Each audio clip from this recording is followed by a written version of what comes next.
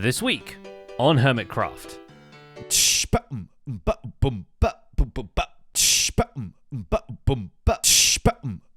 Joel, I'm dying. Please stop beatboxing. Welcome to the Hermitcraft recap. My name is Pixel Our Itrus XP captions on this video were provided by Liara. And this week we are happy to welcome you to the newest Minecraft Chase the Sky update.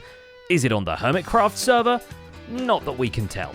Happy Ghasts have not made their way into the videos yet, though there's one B-Dubs, Scar and Etho wrangled over. Looked like a regular Ghast to me, but who knows how it actually felt about the situation. Oh geez, oh geez. Oh. And then it just keeps coming. Did I do good? You did great. So it might take some time for the Hermitcraft server to update to the latest version of the game, but it will take no time at all for us to update you on the Hermitcraft server. And with that out of the way, let's take a look at all the events and mishaps that occurred on the Hermitcraft server this week. Starting with Good Times with Scar, who, yes, got tagged. Nina. I sure did. I got you on one of those monologues of yours. When I'm monologuing Pearl, nothing stops me. Last time, while showing him exactly the degree to which they massacred his boy, Pearlescent Moon snuck a few glimpses of the special name tag into Scar's stream, meaning his first life is gone, and now it's Scar's turn to put the sassy name tag into another Hermit's video. Please let us know in the comments when that happens. How come False has so many lives? False found out about the game and decided to put herself on the board. So, Classic False, okay. The whole zoo entrance situation demonstrates nicely that when Hermits have a new minigame, someone's bound to end up with a few stitches. But Scar promises to dissolve the gate decorations soon enough, and instead focuses on planning more exhibits. The Underbridge Lagoon from last week, for example, becomes a sea turtle sanctuary. But more interesting here is the new plot behind it, which is a fuming volcano. The hollow shell of it will, in the future, serve as the Nether Mob exhibit, which means, yes, we even got another volcano before they made Magic Mountain into a volcano. At this point, we'll get GTA 6 before the gang gets around to building that. Admittedly, it is quite open-world video game the way Cubfan135 has built an Ender Pearl golf course into the very fabric of the server. The challenge begins atop Impulse SV's intentionally decrepit city, adding to the whole developed by Rockstar vibe. On a smaller scale, Cub integrates a parkour challenge into the Dragon Egg donation shrine so his server mates can win a Dragon Egg banner for their trophy room. This is a much humbler test of skill, mind you, than the other prized banner he makes, the golden reward for completing his maze at the Homdale Superflat Institute. And by completing, we don't mean getting the best time, we literally mean beating it at all at any point. Which is fair, because if you've seen our recaps on the topic, you know it is a long and transformative journey of many respawns. The banner value is uneven, is what I'm getting at. Let's see who's made it past this. So we got Joel, Smallish Beans, Impulse, myself, Scar, Pearl, and Etho so far have made it. But Cub has exciting developments at home as his Skulk planes have developed a nasty habit of spreading, and so the base enters its secret final stage, the Skulk becoming alive. What exactly that means is still a mystery, but it might have something to do with Zombie Cleo's base being half covered in Skulk patches. Just more for them to eat, obviously. I don't know what Cleo has planned. I don't know if she's going to return the diamonds. It's not good. It's not good. This threatens the whole server now. The prank back didn't actually catch Cleo at home, as they're now in Jevon's employ, or under King Sal's rule by transitive property. Jevon drops off the armor stand and custom heads for Cleo to populate his base with, but does also pick up the slack himself and gives the first two rooms of his castle a much-needed furnishing. This was a labor of love. Took quite a bit of time to get this done, and we went through a lot of material. But you know what? It was totally worth it, because this is our new entrance. That's after building a giant shrine to King Sal at Joe Hills' Homedale, of course, which he mentions came out especially royal looking despite Jev building with quartz blocks for the first time in this game. Given that they've been around since 2013, my only question is, how? I'm not sure I've ever used quartz in a build before. Sophistication, literally sophistication. A much smaller thing to make his base more lively is the audio enhancement Jevon spreads across his azalea forest, hiding custom sound note blocks that ambiently trigger at the passerby. A special shout out here goes to the custom frog noises he hid under the pond, importing sound files into this game, Minecraft, which, you will know, already has frogs that make noises in it.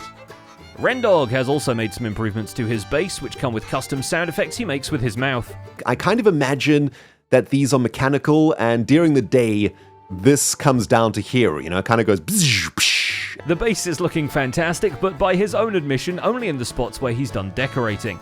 and there's a lot of ground to cover, mostly with fictional space plants and armadillo droppings, but let's be real, that's still plenty of work just to bring everything up to a consistent standard of quality. Perhaps to complement the fact that it's still under construction, his storage facility signage has a very strong traffic cone aesthetic. We kid, of course, those are Gigacorp colours, but Ren still has plans to set up a diorite factory in the basement, so perhaps black and yellow caution tape might be the next addition to the colour palette. Purple and black are also on there because after some good-natured messing with false symmetry on a livestream, he realises he never set up his own portal in the Nether Hub, and False helps him build one with the power of teamwork. I am a little bit offended by square nether portals, not gonna lie. Why? What's wrong with the square nether portal?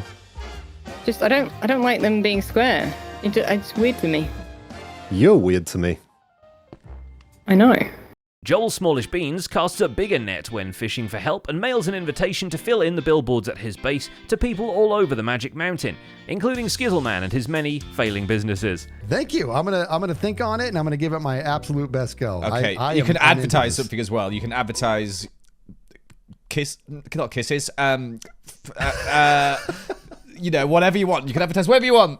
Though the power of beanwork proves itself much stronger, as right by the end of the video, Joel completes a massive Torii gate greeting the river side of his base at ground level, and framing conveniently the countless stairs you'll have to climb to get anywhere in this city. Then, of course, we got our temple here, which leads to the train station. Surprising how long this stuff takes. Like, that last bit of me just placing all these trees and bushes and stuff took about 4 hours in total with, like, gathering. Skizzleman actually is owed congratulations for successfully completing his base, although it does mean he'll have to come up with a different pyramid scheme. Okay, land on top of the pyramid and you're fine. You want to explain to me what that's all about? I learned that by mistake and I realized I'm going to use that. The only one of the final touches that's missing from the hierarchy of needs is a panda to replace the one he accidentally backed into a wall too hard, which frankly just seemed like he was avenging his friend after the panda mauled the zookeeper. Perhaps inspired by the signage Skizz is finally able to sell to Tango for the Snips throwback in his Metro Mayhem segment, he's put up glowing signage, along with books and even custom noteblock sounds, to explain how each segment of the pyramid is intended to treat the contestant, victim, human soul. Either way, he's even considerate enough to provide a version without copyrighted music, right before you accept that you can believe in yourself, step into the void, and are ejected from the pyramid by a wind charge launcher.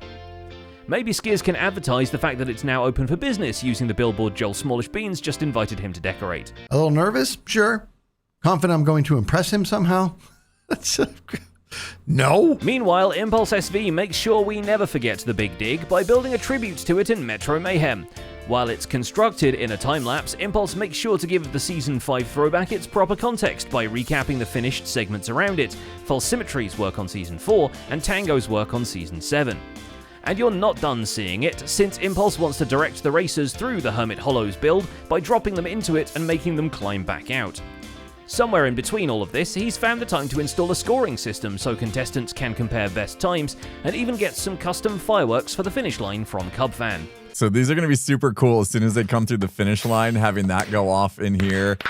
And just, yeah, a little bit of fanfare, like we said, as you come through is going to be absolutely epic. Impulse barely has time to emerge from the sewers long enough to check his mail, but when he does, he finds a commemorative banner from Cubfan for completing his Homedale Labyrinth, and a letter from Joel inviting him to build a billboard.